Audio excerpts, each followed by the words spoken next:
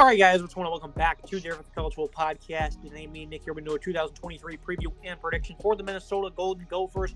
Looking at this coaching staff, PJ Fleck enters his seventh season, 44-27 record under his belt. Greg Harbaugh, no relation to Jim or John, and Matt Simon, both been on the staff since 2017, since at least 2017, that is, will be the offensive coordinators. Joe Rossi, an elite defensive coordinator. Him and Nick Monroe have been on staff since 2017. Is Joe Rossi, Monroe a little bit newer. The Golden Gophers, back-to-back 9-4 campaigns.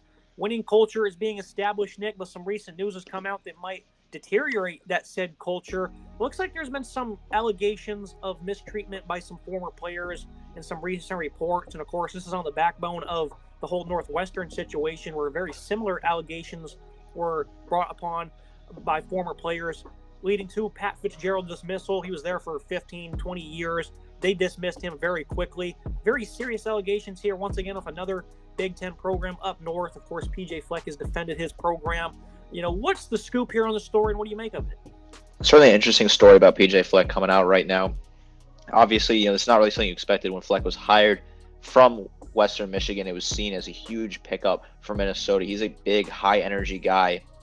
A younger coach, 42 years old, high energy, brings that enthusiasm every single day to practice, and it was seen as a major hire, and we saw that when they broke out in 2019. But now these allegations are a bit disturbing. Staff and former players allege that there was a toxic cult-like culture is the word that they're using, which I think is a very interesting word, that there were some, physical punishments for players that made mistakes. There were players that if you banked up enough, of this currency with him, and it was called a Fleck bank, as he called it, you would be able, if you failed a drug test or missed practice, you'd be able to get a mulligan and get kind of excused absences from things like that. And there were some instances where players may have been hurt and they were pushed through practice, and their injuries were ignored by the coaching staff because they didn't like the certain player. Very odd, very interesting behavior. Not really something I expected out of Minnesota. I think these last two sort of scandals, if you want to call them that, out of Minnesota and Northwestern, have shocked me. Two programs that didn't expect to have this sort of behavior from their head coaches, very respected head coaches in college football. Now, we know what happened at Northwestern. Is PJ Fleck going to be suspended? He's going to be fired? That's certainly yet to be determined. I think a suspension is probably coming at some point. Probably a 2 to 3 game suspension would be my guess right now. But to be honest, we don't really know as this continues to unfold. There may be more allegations that come out. Definitely a mess with the head coaching staff heading into a season with a very promising team. And Fleck didn't exactly push back against the allegations. He said it was just an analogy, simply to explain an investment for life. And he says that this culture works on and off the field, and it was done in a first-class manner. And that makes sense, because this doesn't seem like something you can just make up. If a former players were coming out saying this stuff, I would 100% believe it, because you don't seem to make something like this up. And Fleck kind of agrees with it in a sense. Now, the biggest question mark is, was there actually punishment? Was there any type of hazing? Any of that going on? That's what we're going to try and find out. And hopefully it's all the best for all parties involved. But what's really scary is, allegations nowadays, they make quick work of you, Nick. They don't really give you a long leash when these are made. And I would hate to see PJ Fleck in Minnesota. Anything bad happen to them. Love watching this team. Love watching Fleck. Even met him a couple years ago. Very nice guy. Love the success he has. I think he can accomplish a lot here. This is a very interesting situation, though, nonetheless. Certainly is a messy situation. Again, I also love PJ Fleck. I think he's doing a great job. Minnesota, they really started to build a culture back-to-back 9-win seasons, and they had a great season in 2019 where they were briefly a playoff contender. If this was to be derailed by sort of, antics like this, it would be very disappointing to see. Looking at the offensive side of the ball, this is an offense last year that was, led by a power running game, 207.5 yards per contest. Mohamed Ibrahim was the cowbell for them. Now, they have a little bit of turnover here. Sean Tyler, he's going to come over from Western Michigan. None of these players were under Fleck. It's been so long since he was there, but he seems to have a bit of a pipeline here. He was a productive back for the Broncos. He was great after contact, good breakaway runner, plays above his size of 5'8", 185. Bryce Williams and Zach Evans, not much experience behind him, but both are over 200 pounds and should be able to handle quite the workload. Biggest concern here is the passing attack. They've taken a dive since a historic 2019 season. They put up great numbers under Tanner Morgan that year, but he was not great since then. Ethan Kalakamenis only saw mop-up duty last year. Player with a quick release, strong-arm passer, can fire in the tight windows. Cole Kramer and Drew Vito, who's a true freshman, backing him up. Jacob Knuth transfers out. I'm not really sure what to make of this. Ethan obviously has a bit of a nice repertoire, at least in his scouting report. There's virtually no experience behind him. They were not good last year throwing the football, Nick. And in a second, we'll talk about the weapons they have. This passing attack has a lot of potential. They just need to find someone who can throw the football. Tanner Morgan seemed to regress. He never really got better, and I don't know if that's due to scheming or what. But they have the weapons there. They got to find out who's going to be the starter, though. Certainly an issue here. Tanner Morgan, I thought he was a decent quarterback, just kind of struggled in certain situations. 9 touchdowns, 5 interceptions, not great. Anthony it looks to be the starter here. I think he's got to be the guy. He had nearly 1,000 yards passing, 3 touchdowns, 4 interceptions in limited appearances. He's probably gonna be your starter here. I think, he's not a terrible quarterback, but there's just not enough information on him. Mop-up duty, redshirt sophomore, played limited games, so certainly struggling to figure out what they're gonna do with this passing attack. They have to find a pulse, and if they use some of these weapons they have. Yeah, the historic year they had in 2019, Tyler Johnson, he was first for single season yardage and receptions, and right behind him in yards was Rashad Bateman. So 2019, and then even in 2018, the top 3 single season yardage totals were those 2 years right there with those guys at the helm. And then Tanner Morgan, his 30 touchdowns and 3,200 yards in 2019, both single season school records. And then they've not seen that since. You really seem to get bailed out by those 2 incredibly talented pass catchers in Johnson and Bateman. Tanner Morgan was the second leading passer in school history, 9,400 plus yards, was around 5 years. And the weapons they have, though, Nick, we should have seen a lot more during the end of his tenure. Corey Crooms, another longtime standout for Western Michigan, arrives 5'11", 185. Mainly played, made plays out of the slot, but saw some noticeable time out wide. Chris Ottman-Bell, only 3 games last season, just has not been able to stay healthy over the past couple seasons. 6'1", 210, an immensely talented football player for good high point. Love the athletic ability he has. Him and Elijah Spencer, who's productive for Charlotte at 6'1", 93. They're going to anchor down the Z. Daniel Jackson's back after being the leading pass catcher for him. And then you're going to throw in tight end Breven Span-4. A hybrid tight end, does a good job on late releases or across the middle. Great catch radius. A good efficient run blocker as well at 6'7", 270. One of the nation's best tight ends. I love the weapons they have at their disposal, Nick, but for some reason they've just not been able to get them involved the last couple of years. Chris Ottman-Bell, very excited for him for it seems the 4th year in a row. He just cannot stay on the field. Very high upside here. Just got to make it happen. Very high upside. Chris Ottman-Bell, if he can stay healthy, he's an incredibly talented wide receiver. In those 3 games, he had 14 yards, 19.5 catch, and a score. Like, if he can stay healthy, he can certainly get those numbers very high. He's a super talented guy that's got so much speed. Great weapon to have in there at your wide Z. I love him a lot. Daniel Jackson, the wide receiver X, he led the team in receptions and receiving yards this past season with 557 yards, 15 and 5 scores for him. So your top returning receivers coming back. Good thing to have. They have some serious on at tight end, and Span-4 is a really good tight end, one of the best in the country. 500 yards receiving this past season, 11.8 yards per catch and 2 scores for him. Luke Brockton as well is a good player with 203 yards receiving, 18.5 yards per catch, and 1 score for him. This is a good unit. There's some nice depth here, some good pieces that all kind of fit in perfectly. They add the transfer from Western Michigan as well. Very talented unit. They return 5 starters total. Lose their top 2 rushers. Of course, Tanner Morgan departs. 3rd and 4th leading pass catchers also leave. And they lose an elite center in John Michael Schmitz in guard Chuck Filiaga. This offensive line, though, when you look at it, they still have some very solid pieces. Ariante Ersley was a good left tackle. Certainly needs to keep improving, though. Tyler Cooper should slot in left guard. Was a solid run blocker in his few snaps at 6'5", 310. Nathan Bowe, he was the elite in his 200-plus snaps. He can play anywhere on the interior line, 6'5", 300. Great ideal replacement for Michael Schmitz. Expected Chuck Filiaga and Quinn Carroll to be impact transfers coming over from Notre Dame and Michigan, respectively. And Carroll, he's back. He was a great run blocker. Needs to be improved at right guard in terms of pass blocking, though. He did allow 22 pressures. Martez Lewis, 6'7", 330. He's going to take over the right tackle position. I think this is a nice offensive line. They play with the principles of just, good size and nice physicality. And that's certainly paved the way for great success on the ground. Pass blocking definitely needs to see a bit of an uptick, Nick, especially if this passing attack wants to kind of try to regain some form they had a couple years ago. Very happy with what they have up front, much like last year. The transfers they had, they were perfect fits, and they guy in Quinn Carroll, he seems to be one of the high-end players for them coming back this season. Great offensive line here. Nathan Bowe, fantastic player on the interior. Perfect for the center here. I think he's a good spot to fit in there to replace John Michael Schmitz, who was drafted and joined the Giants. Quinn Carroll, very talented player at right guard. I liked him moving in there. Good position for him. I think that whole right side, Martez Lewis as well, is a fantastic right side, one of the best in the Big Ten. Tyler Cooper as well is fantastic at left guard. This is a very good unit. These guys are big people movers, nice blocking, good size on the unit there, certainly. The biggest thing they need to improve is the passing attack. They just need a pulse pretty badly. Unit grade, I'm going to give it a B+ because I like what they have at pass catcher despite the limited usage, it seems.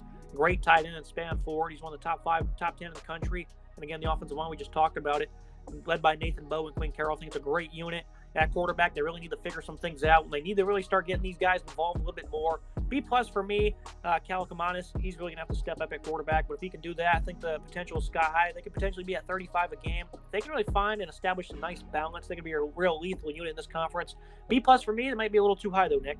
This is a B unit for me. If the passing can find a pulse, they'll be a very good unit. I love the pass blocking they have and the run blocking. The offensive line's fantastic unit, good people movers. I like the backs. They made some work in the portal. They grabbed the back they needed to grab from Western Michigan. Sean Taylor is a very good player. I like him at 5'8", 185. I think he's a really solid back to have. Wide receiving core's got some great talent, great tight end as well, one of the nation's best. I just worry about the guy throwing in the ball. We said this with a few different teams this year. It starts with the quarterback play, and you have a quarterback who's just not efficient. It's going to cause you some problems, certainly. Looking at the defensive side of the ball, back in 2021, they only returned a few starters, and after allowing 30 points per game, I thought they were completely doomed on this side of the ball. It's flat out wrong. They've been dynamite since. Look at the numbers from a season ago: 4th in points per game, 9th in yards, and they're also top 20 in against the passing and against the run. They've only allowed 150 plus rushing yards 4 times in the last 26 games, only 200 plus twice. 220 versus Illinois last year, and then 201 in that season opener in 21 against Ohio State. This is a very interesting team, Nick, because they returned 5 starters, returned 4 of the top 7 tacklers. They have 0 pass rush, though, like I expected coming into this past season. They were 111th in sacks, dead last in college football in tackles for loss. But again, you just heard what I said, how they do against the run, and when you see the points per game. And of course, they could certainly benefit from playing some poor offenses at times. But stopping the run in this conference is no fluke one bit. Now, you look at the defensive line. Again, the pass rush is just awful. Jai Joyner, 6'5", 250. He's a quite good run stopper. Off the edge, though. Same goes for Jordan Logan Redding. Danny Striglo was their best overall defensive lineman. He has some flexibility. He can be an outside backer. Chris Collins, he arrives from North Carolina. Really, for depth purposes, he was not all that good for the Tar Heels. Glancing at the interior, Tyler Baugh was an average player, sits at about 300 pounds. Devitt Eastern was good in his few snaps in his first year. Rising sophomore Logan Richard didn't do much, but he's 6'4", 325. Darnell Jeffries, a Clemson transfer. He barely saw the field in his career, unlikely to be a big contributor. All around, no production whatsoever, just tough football players that collectively seem to click. Boye Maffei from 2 years ago, he was a really good player. But other than that, they're not pumping out crazy talent into the NFL up front, Nick. The production is flat out awful, but they do a great job against the run. They have no problem against these physical offensive lines. Very confusing what's going on with this Minnesota front. Extremely confusing unit on the front here. Jai Joyner, 15 total tackles this past season, 2.5 tackles for loss, and 1.5 sacks. That's when you're highlighting guys there in terms of sacks and tackles for loss. Just not good enough numbers at all. Kyler Baugh, 36 total tackles, which is a really nice number for him, but it's only 1.5 sacks or 1.5 tackles for loss and 1 sack. He needs to find a way to get those numbers higher. Those are just disappointing numbers from your guy at nose tackle. You want to see something better out of him. You get Danny Stregonall, who's had some struggles as well. 20 total tackles, 4.5 tackles for loss, 3.5 sacks for him. Led the teams in sacks with 3.5 sacks there. But that's your really only production there up front. This is a unit that needs some help in terms of getting after the quarterback. They're great against the run. They plug those holes, and they really do dominate some of those offensive lines. They just cannot seem to get in the backfield, get sacks. It's a very puzzling team in that regard. The 4-2-5 is led by an interesting middle of the defense also. Mariano Martin departs. Cody Lindenberg, he was the second leading tackler. He's going to step into that spotlight with grace as the leading playmaker for this football team. Ryan Seeley, he comes over from Western Michigan, the 3rd Bronco they landed this offseason. Some good experience, some solid production for them. Certainly coming off his best career season. He'll need to continue to progress, though, against the run. Was a pretty efficient pass rusher, I thought. Strong side linebacker, a big concern, though. The top 2 on the depth chart transfer out. Joey Gerlach has no snaps in his career. Miami of Ohio import Roman Zolman has only a couple of snaps to his name. Only ever to move to a 4-3 versus run-heavier offenses, so won't always be a big problem. Devon Williams, another name that's probably going to push for the middle linebacking position. They're going to want to look to stay in this 4-2-5, Nick, because if they opt to a 4-3 with that weak linebacker position, or strong side linebacker that is, against these run-heavier offenses with a limited experience, it could cause trouble for them, especially when your D-line gets no production, even though they seem to stand up guys quite well. They should stick with this 4-2-5 for you. I agree with you totally there. I think that's a good assessment of where this team is at. This linebacking core is just not really that deep at all. Lindenberg's a good piece to return. Top return tackles, 71 total tackles, 4 tackles for loss, 1 sack for him. He's a good player. I like him sideline to sideline. I think he's a good leader for this linebacking unit. But outside of that, Ryan Sealing is a good pickup from Western Michigan. Nice production out of him. But outside of that, those are 2 guys you're looking at. That's really it. Joey Gerlach, has no snaps in his career. He's going to get a chance here to make a name for himself in that slot position.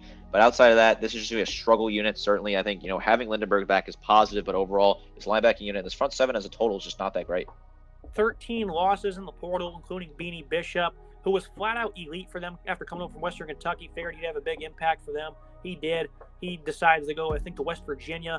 Added 7 in the portal, though. But you look at the rest of the secondary, I think it's certainly still going to be a strong suit for him. They're led by safety Tyler Nubbin. He's a first-team all-conference player for me. Great natural awareness, powerful hands, good speed. Does a good job of tracking downfield. He's an elite run defender, 6'2", 210.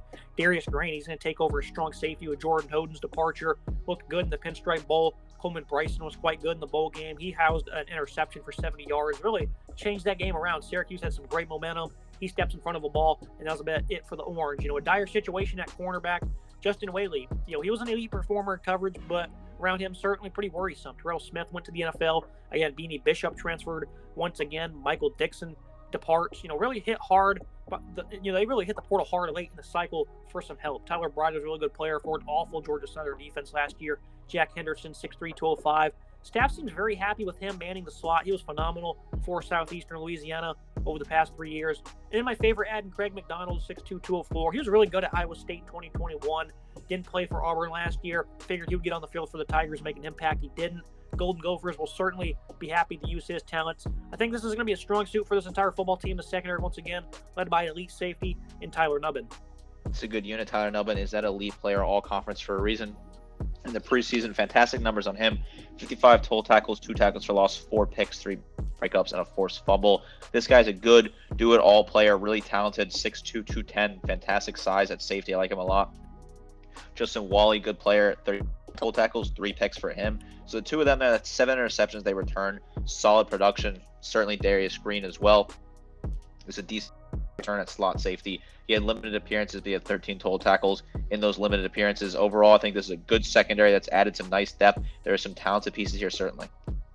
I'm going with an A-. This defense is really hard to get a read on because the production from the D-line is just flat out terrible. Again, last in sacks, or tackles for loss rather, and they were probably last in the conference in sacks, really. Again, 4th in points per game allowed, Nick. Last 2 years, they've been flat out dominant. Joe Rossi has these guys dialed in. So I'm not going to be too harsh, even though the talent in the front seven really is just not good one bit. Secondary, I think, is really going to have to lead the way here by some talented ball players. A- for me. I know your grade is probably going to be a little bit lower than that, which would make some sense, but I'm not going to bet against this defense like I did a couple years ago. I'm going to go ahead and show them the respect that Rossi's, developed and earned. I might get a B+ for me, but I think the numbers are impressive, right? 4th in the nation in points per game this past season. Yes, they do play some terrible offenses at non-conference. This is a good unit. The production on the sacks and the tackles for loss is just not there. They have to find a way to get a pulse in that regard for this grade to grow up for me. But the secondary is fantastic, good, hard-hitting players, and they have great ball-hawking defensive backs.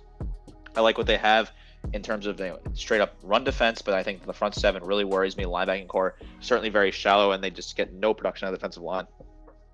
Yeah, if you look at the last 2 years, the opponents they've played, if you probably average that all out, if you wanted to spend the time doing that, it's probably not going to be great. But the numbers they allow, it's less than 250 in a lot of these contests. They have streaks of weeks on end where they don't allow too many yards. So we got to go ahead and give them the respect.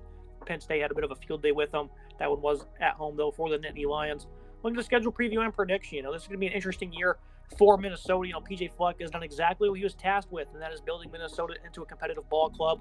Offensive line is as sturdy as it comes with size and physicality. The ground game will be fine, but the passing attack needs to drastically improve, and they have all the weapons to make it happen. The defense has really found a nice tune. They've been dominant the past 2 seasons, and the secondary will lead the way once more. Talent in the front seven is not the greatest, but smart football players, powerful football players nonetheless.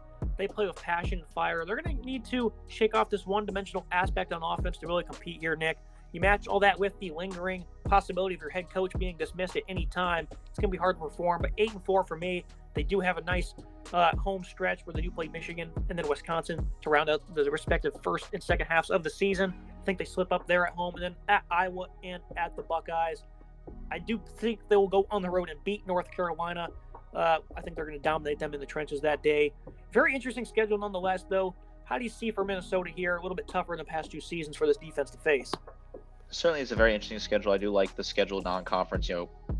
A trip to North Carolina is a very interesting one to add out of the conference. And, not a bad schedule in terms of road games in the conference, at Purdue, at Northwestern, at Iowa, at Ohio State, really outside of the trip to Columbus. Those are pretty decent games to get on the road. They could all win all 3 of those games. They could certainly beat Iowa if they get the offense cooking on that day and make it so Iowa struggles to put up points on the board.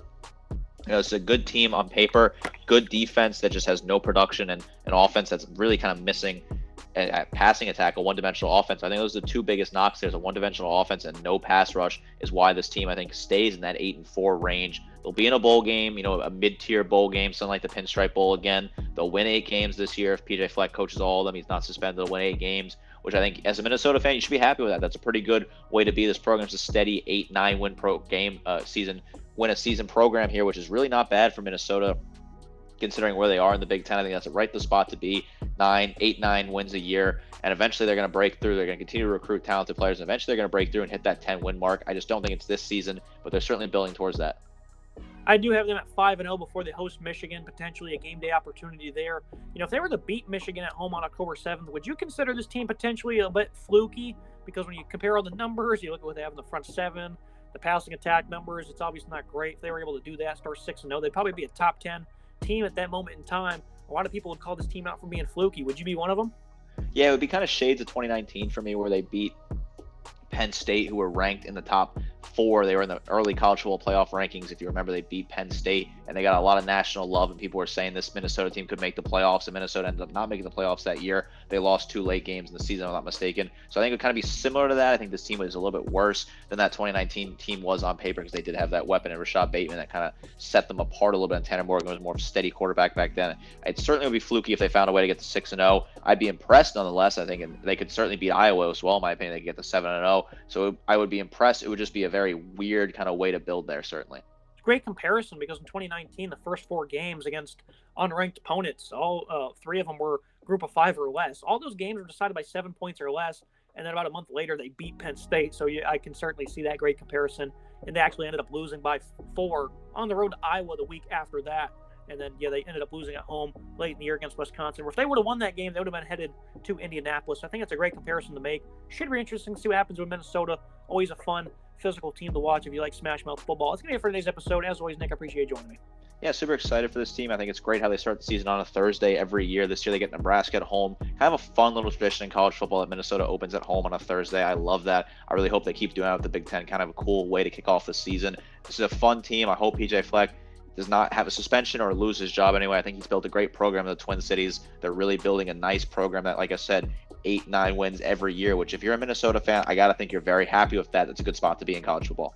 Make sure you guys like, comment, subscribe. See you next time.